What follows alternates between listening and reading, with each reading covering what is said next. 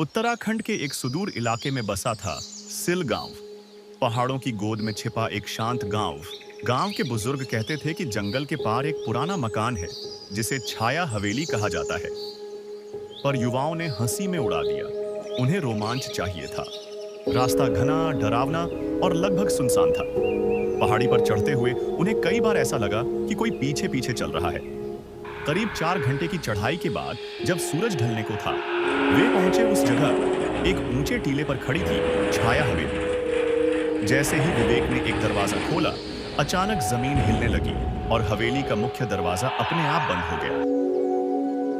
बिजली की कोई व्यवस्था नहीं थी, लेकिन अंदर हर कमरे में धीमी नीली रोशनी जल रही थी।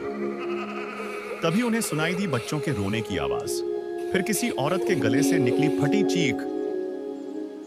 हवेली के तहखाने में एक पुरानी डायरी मिली जिसमें लिखा था, 1853 में इस हवेली में एक तांत्रिक ने बलि दी थी गांव की 11 लड़कियों की।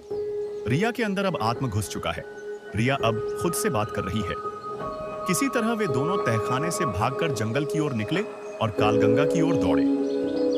लेकिन नदी के किनारे पहुंचते ही उन्हें वही 11 लड़कियों की आत्माएं खड़ी दिखी।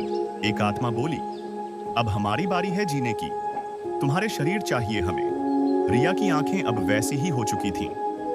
विवेक ने साहस किया, जेब से माचिस निकाली और रिया की जैकेट को जला दिया।